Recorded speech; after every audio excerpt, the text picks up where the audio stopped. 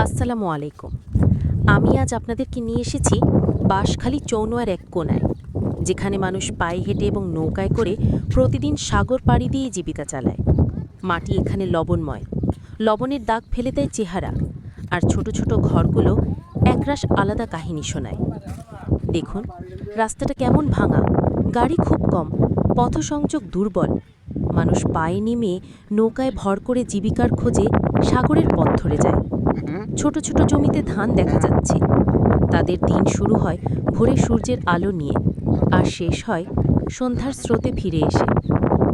এখানকার লবণ ক্ষেতগুলো দেখলে মনে হয় এক বিস্তীর্ণ সাদা মরুভূমি, কিন্তু এই সাদা মরুভূমি মানুষের জীবন চালানোর একটা উপায়। লবণ সংগ্রহ করে বিক্রি করে তারা পরিবার চালায়। আবার নদীর ধারে জেলেরা গ্রিন নেট নিয়ে ছুটে বেড়ায়। মাছ ধরাই তাদের আকর। কভারে বড় জাহাজও দেখা যায়, এগুলো দূরে, কিন্তু জাহাজের উপস্থিতি যেন এই অঞ্চলের নাবিক ব্যবসার আরেকটি সাক্ষ্য। আমি এগিয়ে চলেছি এক ছোট গ্রামের দিকে। ছোট ছোট ঘর, মনের মতো রান্নার ধোঁয়া, ভাঙ্গা বারান্দা, শিশুর কণ্ঠে ফুটবল ভাজের আওয়াজ। হ্যাঁ, লবণ খেতেই ছোট বাচ্চারা ফুটবল খেলছে। কাদা আর লবণ মিশিয়ে তাদের খেলা, তাদের হাসি, তাদের শৈশব, এসব দেখলেই বোঝা যায় মানুষেরই জীবন এখানে কতটা প্রকৃত ও সরল। কিন্তু বাস্তবতা মিষ্টি নয়। রাস্তার অবস্থা খুব খারাপ। বর্ষায় রাস্তাগুলো কাদা খাড়া, যোগাযোগ বিপজ্জনক হয়ে যায়। বাজারে পৌঁছনো, স্কুল কলেজে যাওয়া, হাসপাতালে রোগী নেওয়া, সবকিছুই সময় সাপেক্ষ এবং ঝুঁকিপূর্ণ। এক স্থানীয় মহিলা বলেছেন, আমরা অনেকবার অভিযোগ করেছি, কিন্তু সেভাবে কেউ আসে না। গাড়ি এলে বাজারে মালিকরা সহজে পৌঁছতে পারতেন। ছোট কৃষকরা বলছেন, ধান চাষে তাদের সমস্যা অনেক। জলবায়ু পরিবর্তন, নোনা পানি, সঠিক সেচ ব্যবস্থা নেই। জেলেরা বলছেন, মাছের পরিমাণ আগের মতো নেই, দাম ওঠানামা করে জীবন অনিশ্চিত। লবণ শ্রমিকরা জানান, সুস্থভাবে কাজ করতে প্রয়োজন সঠিক সরঞ্জাম ও বাজার সংযোগ।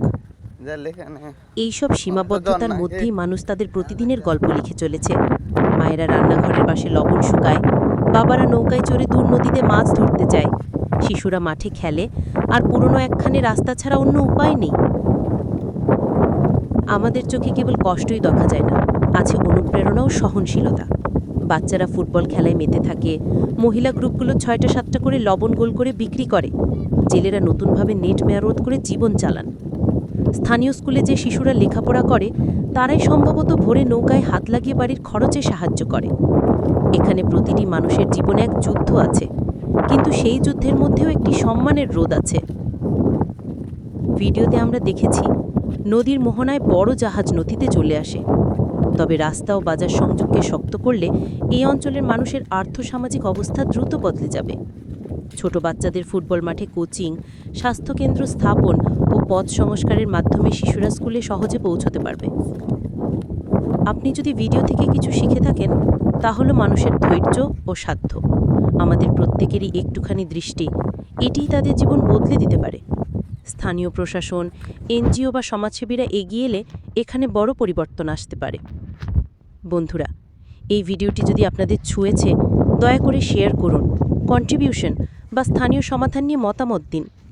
এবং একটি অনুরোধ, এই রকম আরও বাস্তব ও হৃদয়স্পর্শী ভিডিও পেতে আল্লাহর ওয়াস্তে ম্যাজিক গল্প বিডি ইউটিউব চ্যানেল সাবস্ক্রাইব করুন এবং ফেসবুক পেজ ম্যাজিক গল্প বিডি ফলো করে আমাকে সাহায্য করুন।